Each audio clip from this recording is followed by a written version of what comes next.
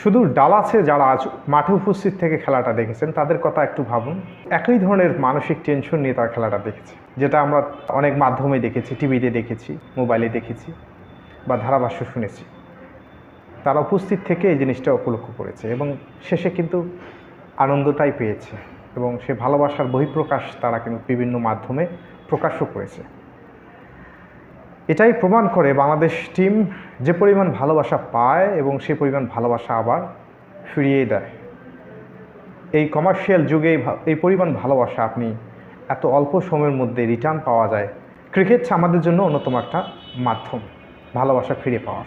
এটা সত্য, বাংলাদেশের ক্রিকেট দল অনেক সময় আমাদের বেদনা দেয়, কষ্ট দেয়, হতাশা দেয়। সেটা কিন্তু এই একটি জয়ই কিন্তু সব কিছু আবার ভুলিয়ে দেয়।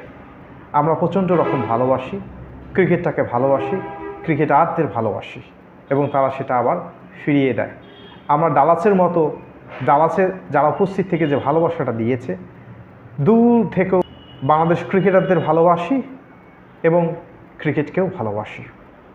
মাঝে শুধুমাত্র যখন আমরা বিরহে পড়ি বা অনেক হতাশাবোধ সৃষ্টি হয় বাংলাদেশ ক্রিকেট দলের পারফরমেন্সে, ঠিক তখনই কখনো কখনো অতিরিক্ত আবেগটা দেখিয়ে ফেলি এবং এখানেই অনেক সোশ্যাল মিডিয়া ব্যবহারকারী বা অনেক ধরনের মিডিয়া যারা সংবাদ মাধ্যমে কাজ করে তারা আবার উস্কিয়ে দেয়।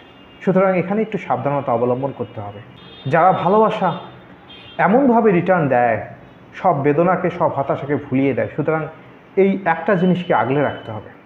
এই নিখাত ভালোবাসাটা আমরা যেমন তাদেরকে দেব, আমরা তাদের কাছ থেকে ভালোবাসাটাও প্রাপ্যতা অনুযায়ী পাবো।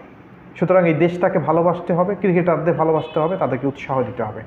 ডালাসের দর্শকদের কথা ভাবুন, অনেক কাজ রেখে, ইউএসের মতো দেশে অনেক ইম্পর্টেন্ট কাজ রেখে টাকা খরচ করে তারা, এবং অনেকেই ইউএসের বাইরে থেকেও খেলা দেখতে গিয়েছিল, ভালোবাসার টানে দলকে সাপোর্ট দিয়েছিল এবং সেই সাপোর্টে বাংলাদেশ উজ্জীবিত হয়ে শ্রীলঙ্কাকে হারিয়ে দিয়েছে। হোক না সেটা কম ব্যবধানে, কিন্তু ভালোবাসাটা তো ব্যবধানটা আরও ব্যাপকভাবে গড়ে দিয়েছে। আমরা আজ সত্যি আনন্দিত। বিগত দিনে হতাশা ভুলে গিয়েছি। বাংলাদেশ টিম এরকমই খেলুক, একটু ধারাবাহিক হোক এবং আমরা সর্বোচ্চ সাপোর্ট দেব ডালাসের উপস্থিত দর্শকদের মতো, এটাই কামনা করি। ধন্যবাদ সবাইকে। বাংলাদেশ ক্রিকেট এগিয়ে যাক।